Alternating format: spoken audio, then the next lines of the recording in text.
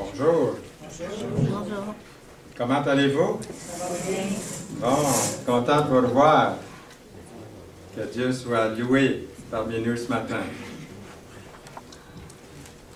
Le message est intitulé « Quel est mon but sur la terre? » Un meilleur titre serait « Pour quelle raison suis-je sur terre? » Et si vous voulez tourner dans vos Bibles, si vous avez vos Bibles ici ce matin, dans 2 Pierre, chapitre 1, et dans quelques instants, nous allons lire les versets 3 à 11. Il va y avoir, ça c'est un texte principal qui résume au début du message ce qui s'en vient, mais il va y avoir plusieurs autres textes que nous allons lire. Mais ça c'est un passage assez important, je pense, qui nous prépare, qui prépare notre cœur. Nous allons le lire dans un instant. Premièrement, j'aimerais dire que, comme vous savez, il y a beaucoup d'exemples dans la Bible où des jeunes gens ont pu changer le cours de l'histoire pour Dieu. Mais quand on étudie la biographie de ces jeunes gens-là, ça commence très, très jeune. J'entends des fois des témoignages de personnes plus âgées qui disent « Misère, si j'avais pu connaître le Seigneur plus jeune, parce que j'aurais pu me préparer puis travailler. » C'est un grand privilège que vous avez, les jeunes, de commencer maintenant à dire « Moi, je vais servir le Seigneur, je veux le placer dans ma vie. » Et si on est un peu plus vieux, il n'est jamais trop tard. On peut rattraper le temps perdu. Pour le Seigneur, le temps, c'est l'éternité. Pour nous aussi, nous avons l'éternité devant nous, mais on peut commencer tout de suite, peu importe l'âge que nous avons. Dans la Bible, nous avons plusieurs exemples de jeunes. Je pense par exemple à David, et vous vient des images à l'esprit, à Esther, à Jérémie, à Marie, à Timothée. Alors vous avez toutes ces biographies qui vous viennent à l'esprit de ces jeunes. Puis dans la série sur les dons que nous avons vu ensemble, nous avons remarqué qu'il y avait un grand nombre de versets d'écriture biblique, de Saintes Écritures, qui nous ont démontré ce que nous pouvons être dans la volonté de Dieu pour le Seigneur Jésus-Christ. Comment nous pouvons marcher dans ses plans. Comment il nous équipe. Chacun de nous avons un ou des dons que Dieu nous a donnés en tant que chrétiens. Il y a des choses pour lesquelles tous les chrétiens sans exception, sont appelés à mettre en pratique, en dehors même des dons que le Seigneur nous donne. Bien des choses que le Seigneur nous donne le privilège de dire, de faire, d'accomplir dans sa volonté. Après tous ces messages de la parole de Dieu, vous vous demandez peut-être encore exactement ce que Dieu vous a appelé à faire dans votre vie. Comment marcher dans ses plans. Et puis, dans ces dons uniques que Dieu m'a donnés, vous a donnés à chaque croyant. Est-ce que l'appel à servir Dieu pour un chrétien par rapport à un autre chrétien est plus important pour l'un que pour l'autre? Alors, vous voyez, Dieu distribue ses dons d'une façon juste. Peut-être au niveau humain, nous disons, le don d'un tel est supérieur au mien. Aïe, aïe, aïe, que j'aimerais donc avoir son don. Non, dans la volonté de Dieu, le don qu'il m'a donné, qu'il vous a donné, pour lui, c'est le don qui est à vous. Il n'y a pas des niveaux que nous, les humains, quelquefois, on pourrait faire. Il les a distribués dans son esprit d'une façon parfaite, équitable. Il y a plusieurs façons de comprendre ça, mais le moyen le plus important, et je le dirais comme ça au début du message, c'est de chercher Dieu sincèrement de tout son cœur. De passer du temps chaque jour. Quand mon frère tantôt a lu ce passage dans le petit livre, il y a toutes sortes de moyens que nous avons aujourd'hui pour lire la parole de Dieu à tous les jours sans nourrir. À commencer avec le partage qu'on connaît bien ici et d'autres lectures qui nous préparent à lire la parole de Dieu à s'en nourrir. De passer du temps chaque jour dans la présence du Seigneur. C'est comme ça qu'on peut entendre la voix de Dieu. Pas d'une façon audible, mais il nous parle fort dans notre cœur, dans notre esprit. Même des fois, je souris, puis je dis « Seigneur, merci tu me parles. C'est pas à haute voix, mais c'est quand vous êtes en communion avec lui, vous êtes en train de lire sa parole, que vous êtes en train même de travailler peut-être à votre ouvrage. Et tout à coup, quelque chose se produit, quelque chose traverse votre esprit, puis vous louez Dieu. Vous réalisez qu'il est là, il est à votre côté. Avez-vous fait cette expérience-là? Alors, j'en vois plusieurs qui voient, ils comprennent, et puis je le souhaite pour chaque personne si vous ne l'avez pas encore fait. Mais c'est important de mettre ce temps-là pour le Seigneur, chaque jour dans notre vie. Il va nous éclairer. Par l'entremise du Saint-Esprit dont on vient de parler il y a quelques instants, dans l'autre réunion. Il va nous éclairer de sa parole écrite. L'apôtre Pierre, dans son épître, démontre aux croyants comment développer la foi, comment développer la bonté, la connaissance, la maîtrise de soi ou la sagesse, la persévérance, la piété, la bonté et l'amour. Comment développer toutes ces choses-là? Nous pouvons obtenir toutes ces choses seulement dans la mesure où nous passons du temps avec Dieu. C'est pas compliqué. C'est-à-dire faire de meilleurs choix, qui nous amèneront plus près du Seigneur, tout en nous éloignant du mal. Pierre va jusqu'à laisser entendre que nous ne serons pas entièrement satisfaits tant que nous ne verrons pas ces qualités-là s'améliorer de plus en plus en nous. Alors, lisons le texte en question, notre texte principal ici ce matin, le passage biblique, à commencer par le verset 3 du chapitre 1 de 2 Pierre. « Sa divine puissance nous a donné tout ce qui contribue à la vie et à la piété, au moyen de la connaissance de celui qui nous a appelés par sa propre gloire et par sa vertu. Celle-ci nous assure de sa part les plus grandes et les plus précieuses promesses, afin que par elles vous deveniez participants de la nature divine, en fuyant la corruption qui existe dans le monde par la convoitise. À cause de cela même, faites tous vos efforts pour joindre à votre foi la vertu. » Et il y a 2 mardis, nous avons notre réunion à Belleuil sur semaine de mardi. Il y a 2 mardis, j'ai lu ce texte-là, j'étais en train de préparer le message, et puis j'ai dit, bon, un mardi soir, on va simplement lire ce texte-là. Et il y a une sœur dans le Seigneur qui a été tellement bénie par le verset 5 que nous lisons présentement, là, que le mardi après, elle nous a récité par cœur ce verset-là. Elle a dit, « J'essaie de vivre chaque mot. » Vous voyez, le verset dit, « À cause de cela même, faites tous vos efforts. » Elle dit, « Je fais tous mes efforts pour joindre à ma foi la vertu. » À la vertu, la connaissance. À la connaissance, la maîtrise de soi. Puis quelquefois, elle faisait une pause pour dire, « Ça, c'est pas facile. » Ensuite, à la maîtrise de soi, la patience. Elle dit, « Oh, combien j'ai besoin de patience. » Ne levez pas la main tous ceux qui ont besoin de patience ici ce matin. Et à la patience, la piété. À la piété, l'amitié fraternelle entre nous. Et à l'amitié fraternelle, l'amour.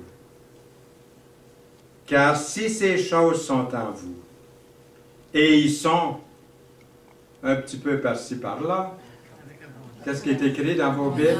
En abondance, imaginez-vous, en abondance, s'il vous plaît. Ce n'est pas une petite affaire. Elles ne vous laisseront point oisifs ni stériles pour la connaissance de notre Seigneur Jésus-Christ, mais celui en qui ces choses ne sont point est aveugle. Il ne voit pas de loin, et il a mis en oubli la purification de ses anciens péchés. C'est pourquoi, frères, appliquez-vous d'autant plus à affermir votre vocation et votre élection, car, en faisant cela, vous ne broncherez jamais. C'est ainsi, en effet, que l'entrée dans le royaume éternel de notre Seigneur et Sauveur Jésus-Christ vous sera largement accordée. Et quand j'ai préparé le message, puis que j'ai vu ce verset-là pour la xème fois de ma vie, c'est comme si je le lisais là, comme pour la première fois. Ça vous arrive des fois? Vous lisez quelque chose, vous l'avez lu 100 000 fois, puis là vous le lisez, puis wow, qu'est-ce qui est écrit là? Je l'ai souligné, si vous pouviez voir ma Bible, c'est souligné. L'entrée dans le royaume éternel largement accordée. On ne passe pas en dessous de la porte là, du ciel. Les portes font bing-bang, hein? Elles s'ouvrent. Elles vous laissent entrer largement dans la présence de Dieu. C'est pas beau, ça? Oh, aïe, aïe, aïe. Il y a un chrétien sur son lit de mort qui a prononcé ces paroles.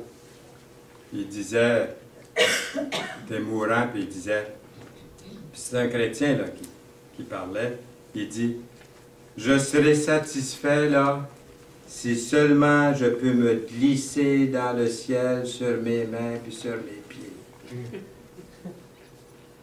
Des fois, j'ai pensé ça aussi, je vous dis franchement. Je ne peux pas dire le contraire. Mais nous pouvons facilement comprendre ici quelque chose. Écoutez bien, l'esprit dans lequel ce type-là a prononcé ces paroles-là, il sentait que son service pour Dieu n'était pas tout à fait à la hauteur. En comparant ou à comparer à son grand besoin de la miséricorde de Dieu, n'est-ce pas? C'est un peu ce qu'on pourrait ressentir comme lui. Mais c'est pas ça que le verset dit. En même temps, il y a un autre sens qu'on pourrait donner aux paroles à ce verset, qui ne s'applique pas au verset 11 de 2 Pierre, chapitre 1. Pierre parle ici du chrétien qui fera au contraire, du chrétien qui devrait au contraire faire une entrée dans le royaume éternel largement accordé. Pourtant, largement accordé, ce n'est pas parce que lui a fait quelque chose pour contribuer à son salut. Jésus a tout fait pour lui.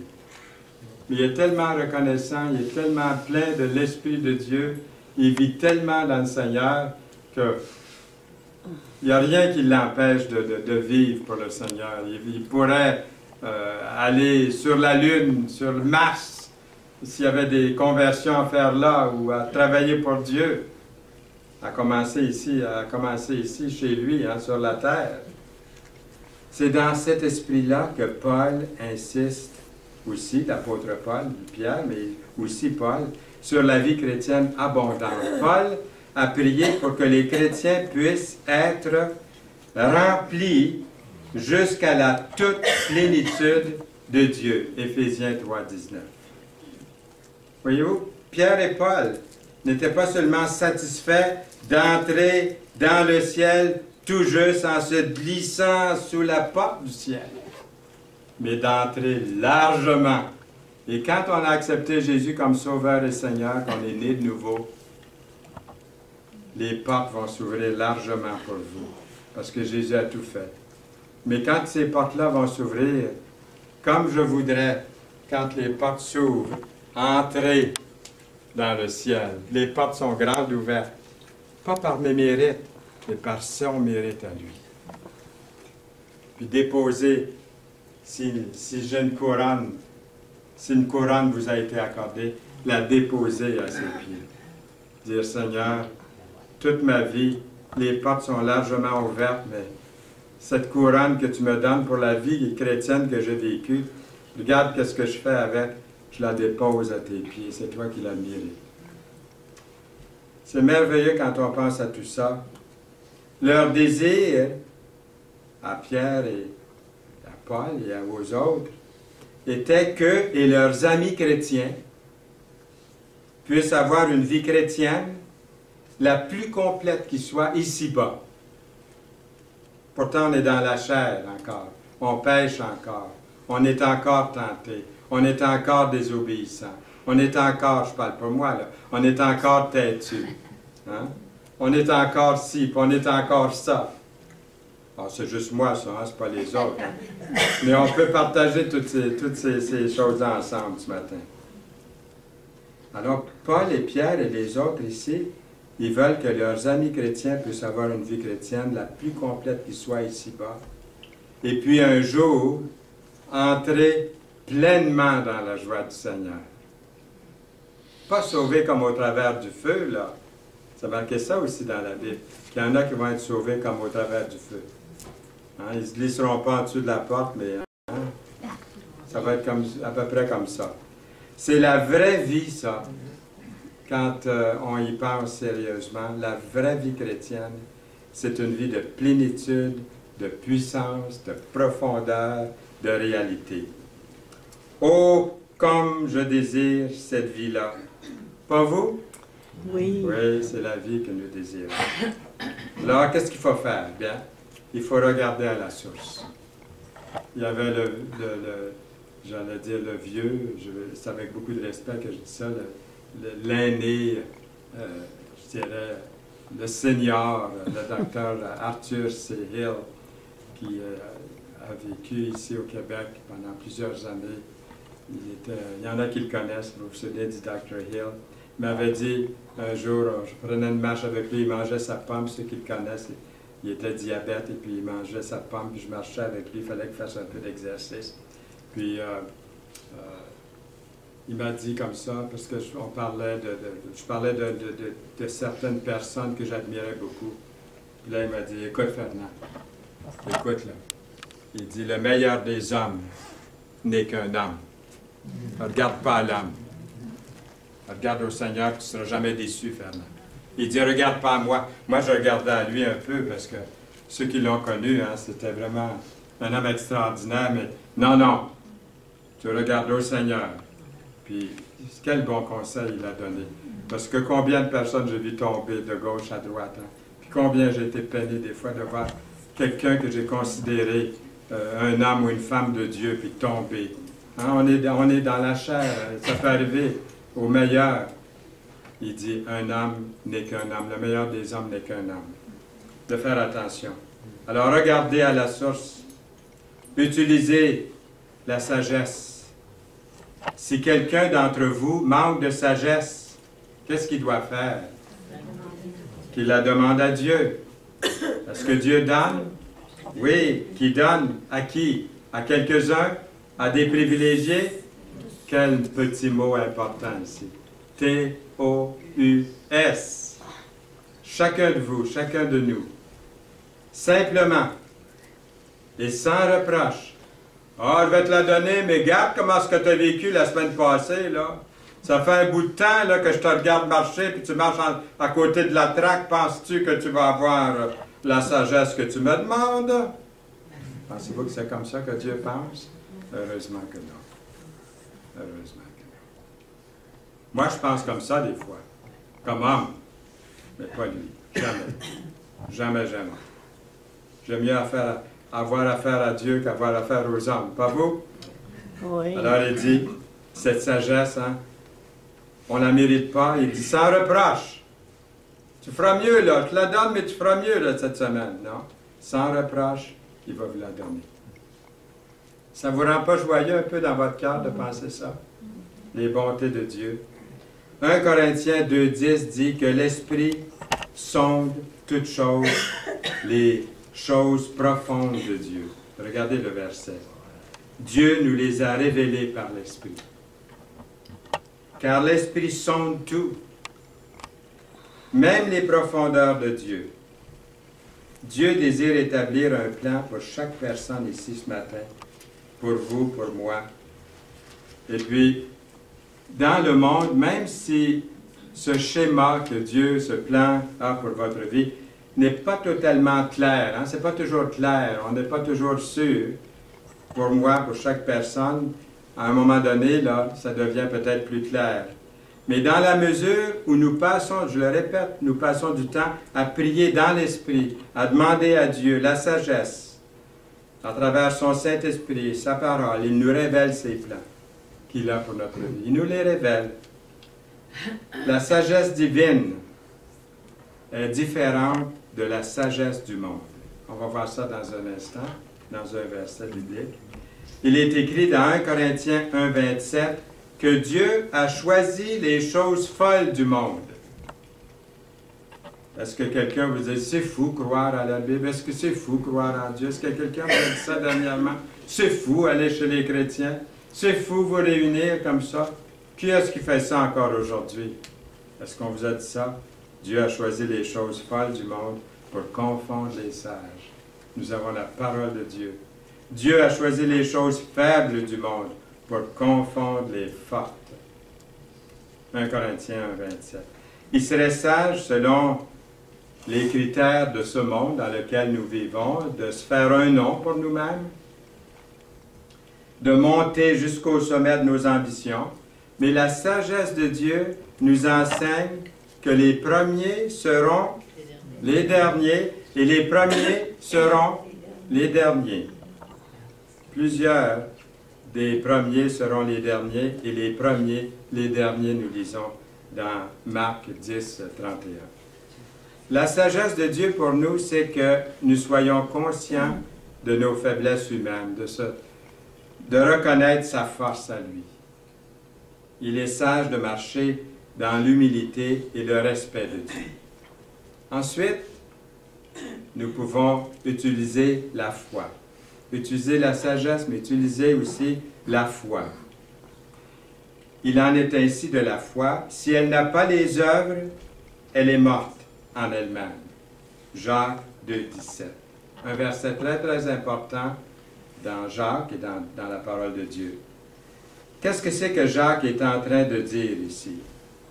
Jacques est en train de dire, ce n'est pas la foi ou les œuvres. Il faut bien comprendre ça, là. Il n'est pas en train de dire c'est la foi ou les œuvres. Il y a des religions qui sont fondées là-dessus. Des religions qui sont fondées sur les œuvres. La plupart des religions, je dirais. 99,999%. C'est la foi ou les œuvres. Il y en a qui disent c'est la foi seulement. Alors, ce n'est pas la foi ou les œuvres. Ce n'est pas une question d'option. Nous n'avons pas à choisir. Qu'est-ce que c'est qu'il est en train de dire, Jacques, au fond? Il est en train de dire, ce n'est pas la foi et les œuvres. Ah, non, ce n'est pas la foi ou les œuvres, ce n'est pas la foi et les œuvres pour le salut. Et il y a bien des chrétiens qui n'ont pas démêlé ça peut-être encore. Ce n'est pas une combinaison de la foi et des œuvres, des deux. Une partie de foi puis une partie d'œuvre. Alors, qu'est-ce que c'est? Écoutez bien, Jacques il dit, au fond, c'est la foi qui œuvre. C'est la foi qui œuvre, qui porte du fruit. Une foi qui porte du fruit. Si elle n'a pas les œuvres, hein, cette foi-là, elle est morte en elle-même. Nous avons besoin, vous connaissez le terme activer, ceux qui ont des ordinateurs? Hein, on voit ça souvent, activate, hein? Activer. Alors j'aime bien ce terme-là dans l'informatique. Nous avons besoin aussi d'activer. C'est un terme bien connu en informatique. Nous avons besoin d'activer notre foi que nous professons dans le Seigneur Jésus-Christ, afin de réaliser notre vraie raison d'être sur la terre. Activons notre foi. Alors, on comprend ce que ça veut dire d'activer notre foi. C'est de mettre en pratique, c'est de vivre notre foi, qui est réelle, qui est authentique. Si nous prétendons avoir la foi en Jésus, mais que rien ne démontre les fruits de cette foi, hein, ce n'est pas une foi qui œuvre, c'est à se poser la question si ma foi est authentique. Nous devons regarder à Dieu pour recevoir sa force, pour marcher dans la foi, dans l'appel qu'il nous a fait à le servir. C'est vrai que lorsqu'on vit dans la foi comme ça, une foi qui œuvre, une foi qui produit du fruit, dans la chair, dans notre vie de tous les jours, il va y avoir quand même des échecs parce qu'on n'est pas encore rendu avec le Seigneur. On n'a pas encore revêtu notre corps parfait. Donc des fois, je suis déçu d'un échec, d'une désobéissance, d'un manquement, d'une parole, d'un geste. Des fois, mon épouse me le rappelle, merci Yolande, Hein, des fois, je ne le réalise pas moi-même. Un autre me le rappelle. Merci à vous. Si vous le faites dans l'amour et dans la douceur, je vais l'accepter mieux que si vous me brassez trop fort. Un jour, j'ai fait pleurer mon père. Je ne sais pas dans mes notes, là, je voulais juste vous dire ça en passant. Il est venu chez nous, on était nouvellement mariés, et puis on a eu du bon temps, un bon repas ensemble. À un moment donné, on parlait, puis j'ai dit, tu sais, père, là, quand tu me reprenais, là, tu n'avais pas besoin d'insister. J'avais compris la première fois, parce que mon père était sévère. Puis quand il nous reprenait, on était 6 enfants à la maison, 5 garçons, puis une fille. Hein? Alors, je voulais vous garantir que 5 garçons ensemble, c'est du sport. Alors, il nous avait, moi j'étais l'aîné, donc c'est moi qui passais le premier, hein, pour montrer l'exemple aux autres. Alors, je dis à mon père, écoute, quand tu me reprenais, tu n'avais pas besoin d'insister. J'avais compris la première fois, c'était comme un reproche que je l'ai, et là, je l'ai fait pleurer. Là, j'ai réalisé l'amour qu'il y avait pour moi, mais en même temps, moi, j'apprenais quelque chose en lui disant ça, pour nos propres enfants aussi, d'avoir de la compassion. C'est vrai qu'on peut avoir un certain échec dans ce qu'on fait, même comme le meilleur père. On peut avoir de la solitude. On peut aussi prendre des fois des risques.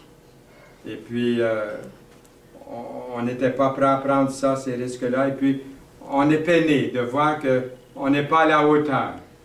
Mais est-ce que c'est ça qui doit nous décourager de repartir?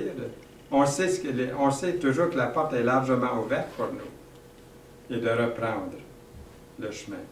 Peut-être que quelqu'un est doué ici, je sais qu'il y en a qui sont doués dans un domaine particulier, mais vous devez tester par l'action, activer votre foi. Par exemple, si vous êtes appelé à être un évangéliste ou à évangéliser, bien déjà vous êtes en train de partager l'Évangile avec un témoignage pour Jésus. Vous avez un fardeau pour les gens malades? Bien, déjà, vous les visitez, déjà, vous les aimez, vous allez les voir, vous allez près d'eux, et par la foi, vous priez pour leur guérison. Si le Seigneur les guérit, gloire à Dieu, c'est lui qui guérit. Mais au moins, déjà, vous êtes en train de visiter ces gens-là, vous les aimez. Vous aimeriez avoir ce don de guérison, et jamais vous n'allez voir ceux qui sont malades. Comment allez-vous savoir que le Seigneur va les guérir lorsque vous priez pour eux? Ça peut signifier aussi de ne pas voir de guérison. Est-ce que vous allez vous décourager? Vous aimez les malades, vous allez les voir. Est-ce que vous allez arrêter parce que vous ne voyez pas assez de guérison? Parce qu'il n'y a pas assez d'âmes de sauver ici dans l'Assemblée, dans notre Assemblée. Est-ce que vous allez arrêter d'agir en évangéliste puis d'évangéliser? Parce qu'on ne voit pas de fruits. Il y a des saisons pour récolter. On n'a pas encore commencé la saison de récolte, hein, la moisson. Est-ce qu'on va arrêter d'évangéliser parce qu'on ne voit pas de fruits? Il y en a qui pensent comme ça pourtant. On ne voit pas de fruits dans lui, alors ils arrêtent le don, ils arrêtent de continuer. Ils ne veulent pas s'engager davantage. C'est pour ça que le Seigneur nous dit de faire dans sa parole. C'est pour ça qu'il est important de découvrir ses dons et de s'y mettre tout de suite, de le demander à Dieu. Quand je n'étais, on voit dans le psaume 139, 16 qui dit « Quand je n'étais qu'une masse informe, tes yeux me voyaient. » Ça, c'est les yeux de Dieu qui vous voyaient. Quand vous étiez une masse informe.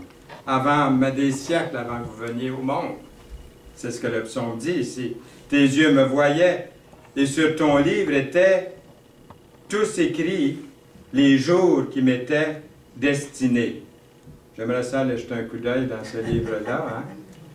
On connaîtrait le jour, hein, les jours qui nous sont destinés, du premier au dernier. Il écrit, il dit, avant qu'aucun d'eux n'existe, avant qu'aucun d'eux existe. Alors Dieu dirige ses enfants avec soin, avec amour. Rien de ce que nous pensons, imaginez-vous, rien de ce que vous pensez, rien de ce que vous dites, rien de ce que vous faites est inconnu au gardien de votre âme. Il exerce une attention surnaturelle sur votre âme. Il est constamment conscient de votre état d'âme, de savoir que Dieu a une telle connaissance intime de votre vie, de tous les instants, peut vous préoccuper peut-être au premier abord.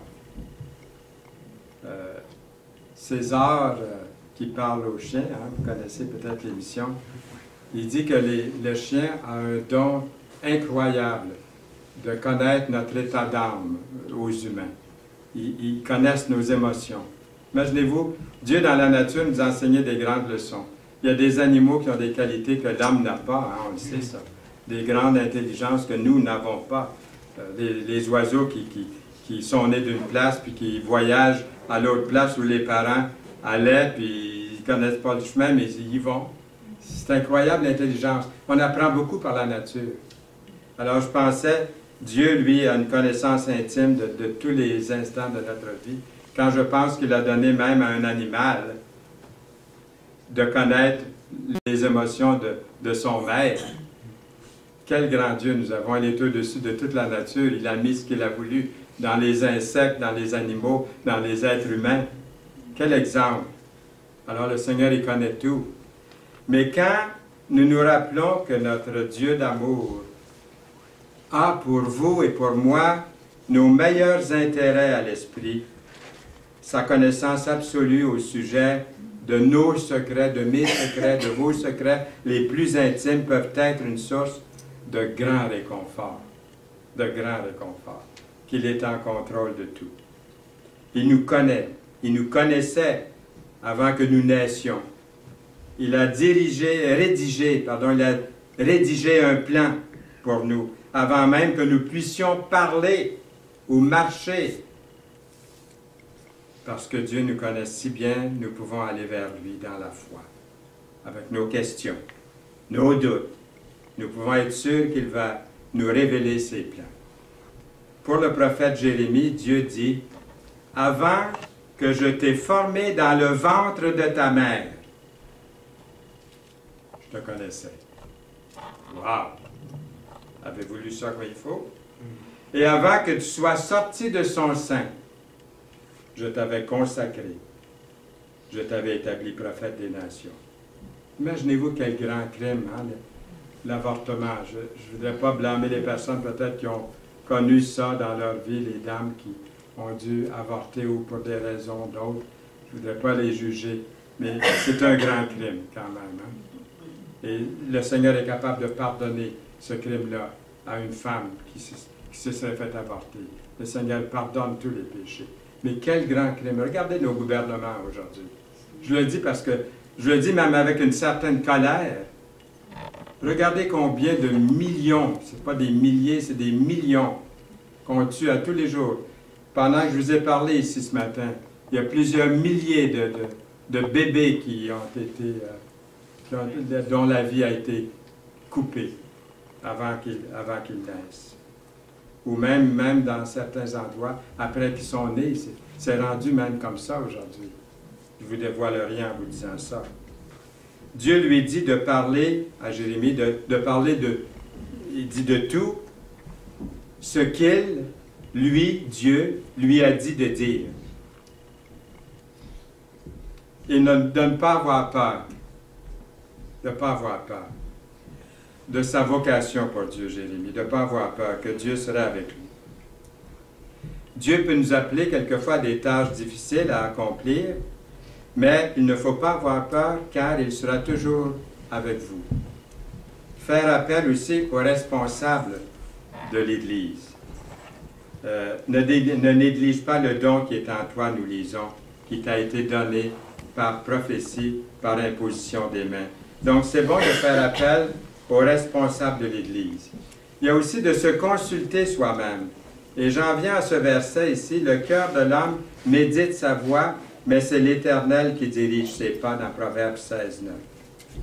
Là, le choix est entre l'ego, le moi, ou l'Éternel. Hein? Le cœur de l'homme médite sa voie. C'est bon de méditer sa voie. Mais qu'est-ce que je vais faire après? Je vais faire selon ma volonté ou selon la volonté de Dieu? Alors, le verset est clair, c'est l'Éternel qui dirige ses pas. Je m'examine, mais après, je ne pars pas avec mes idées, avec mon ego, mon moi, mais je connais la voix de Dieu dans mon cœur, dans mon esprit, dans sa parole. Et puis, je fais ce que le Seigneur me demande de faire pour lui. Si oui, comment l'activer ce désir pour l'édification des autres, pour l'avancement de son royaume? Une autre façon, c'est d'aspirer. 1 Corinthiens 12, 31 dit « Aspirez aux dons les meilleurs ». Il suffit souvent de mettre en pratique les différents dons que nous avons vus dans les Écritures. Je voulais juste très rapidement dire que à l'école, j'avais passé un test de caractère, de personnalité lorsque j'avais 12 ans. On m'avait dit que j'étais 57% introverti à l'âge de 12 ans. Puis moi, je voulais devenir prédicateur. Alors j'avais dit à mon professeur d'école, moi, je veux devenir prédicateur. À 12 ans, je disais ça. Et puis, c'était une maîtresse, elle a ri. C'était à l'école anglaise que j'allais, j'étais au high school à ce moment-là. Elle a ri, elle a dit non, non, pas introverti comme vous l'êtes. Elle a dit, vous devriez être plutôt, vous voyez, ça c'était le test. Elle a dit, vous devriez plutôt être artiste. Alors, un jour, j'ai été artiste, j'ai fait ça pendant plusieurs années. Elle a dit, ou comptable. Imaginez-vous, j'ai fait aussi de la comptabilité. Elle me donnait des choses tranquilles. J'ai été aussi dessinateur industriel. J'ai très bien réussi dans ça. Mais tout le temps, qu'est-ce qu'il y avait? Il y avait toujours l'appel du Seigneur. À l'âge de 12 ans, regardez le dessin que j'avais fait. C'est symbolique ici. On voit un prédicateur avec une Bible à la main, enchaîné à un poteau devant une ville. À 12 ans, j'ai fait ça, là. Moi, là, ce que je voulais faire à 12 ans, c'était de prêcher l'Évangile dans le monde entier. Puis c'est ce que je fais aujourd'hui. Avec la radio, la télévision, Internet. On a prêché dans tous les pays francophones du monde, à un moment donné. C'est incroyable. Mais l'appel vient de bon âge. C'est pour ça que je vous disais au début, Dieu vous appelle, que vous soyez jeune ou vieux. Il a un plan pour votre vie. Ça commence, il le met dans votre cœur, vous l'avez dans votre cœur. Et si vous êtes heureux dans ce que vous faites pour le Seigneur présentement, vous êtes en paix, même si c'est dans des petites choses, Dieu vous a appelé à ça, faites-le comme il faut. Appliquez-vous à ce que vous êtes appelé. Puis il y a deux points très importants, je les passe très très rapidement ici. C'est d'agir avec humilité, ces deux points importants. Il conduit les humbles dans la justice, il enseigne aux humbles sa voie. Il y a aussi la Bible dit, les dons et l'appel de Dieu sont irrévocables. Ça veut dire quoi, les dons et l'appel de Dieu sont irrévocables? Ça signifie que Dieu ne désire pas vous enlever ce qu'il vous a donné si librement. Disons qu'il vous a donné un don d'évangéliste, ou je ne sais pas quel don que le Seigneur vous a donné, de service ou autre. Vous pourriez utiliser ce don-là dans l'orgueil ou dans la fierté. Le Seigneur ne vous l'enlèvera pas, le don. Ce qu'il vous a donné comme don, vous ne le méritez pas, il vous le donne. Il vous ne l'enlève pas non plus, il vous le laisse. Vous pouvez mal l'utiliser ou bien l'utiliser. Vous voyez, c'est ça le point. C'est un beau verset qui nous dit ça. Deuxièmement, d'agir avec amour. Que tout ce que vous faites se fasse avec amour. Et quand j'aurai le don de prophétie, la science de tous les mystères, de toute la connaissance, quand j'aurai même la foi jusqu'à transporter les montagnes, si je n'ai pas l'amour, je ne suis rien. Donc, il y a ce verset dans Hébreux 10, nous n'avons presque pas le temps de le lire, je vais quand même lire la première ligne. Veillons les uns sur les autres. Et puis aussi, n'abandonnons pas notre assemblée, comme c'est la coutume. Parce que comment est-ce qu'on peut veiller les uns sur les autres si on n'assiste pas? Alors, ceux qui ne sont pas là ce matin, c'est à vous que je parle. N'abandonnez pas votre assemblée. Ça que je dis. Ceux qui sont ici ce matin, je vous loue d'être ici. Je glorifie le Seigneur pour vous. Mais ceux qui ne sont pas là, s'il vous plaît, les chaises vides, remplissez-les aux prochaines réunions. Et je dis ça parce qu'il y en a qui vont l'entendre sur Internet. Merci à Mme Gingras là, qui enregistre fidèlement ces messages parce que d'autres vont les entendre. Et si je n'ai pas le temps, mais je vous raconterai quelqu'un qui a entendu les messages et qui est revenu au Seigneur d'une façon fantastique. Une fois que la réunion est finie, si elle n'est pas finie vraiment, elle continue des centaines de fois ailleurs. Est-ce que je peux terminer avec un petit résumé ici? Il y a quelqu'un qui a écrit « Pourquoi je vais à la réunion? » Il dit Dieu a béni le dimanche, le jour de la résurrection du Seigneur, ne faisant aucune exception pour les mauvais jours. Il a écrit aussi, « Je pourrais me priver de beaucoup de bonnes choses en m'absentant de la communion, de la louange et de l'enseignement. » Troisièmement, l'Église locale est, aux yeux de Dieu, très importante. Il écrit aussi, « L'amour véritable manque rarement de se rendre à un rendez-vous. » Et finalement, il écrit, « Jésus-Christ a dit que là où 2 ou 3 sont assemblés en mon nom, je suis là, au milieu d'eux. » Il est ici ce matin. Gloire à Dieu. Et puis, il y a un verset là qu'on pourrait mettre en lumière, sous les spots, aujourd'hui et cette semaine, et c'est celui-ci. Celui-ci. Le cœur de l'homme médite sa voix. C'est bon de faire ça, mais, c'est l'Éternel qui dirige ses pas. Amen et amen.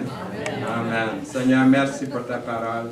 Merci de nous précéder encore aujourd'hui et cette semaine dans ta volonté. Que c'est merveilleux, Seigneur, de vivre pour toi, pour ta gloire, au nom de Jésus-Christ. Amen. Amen.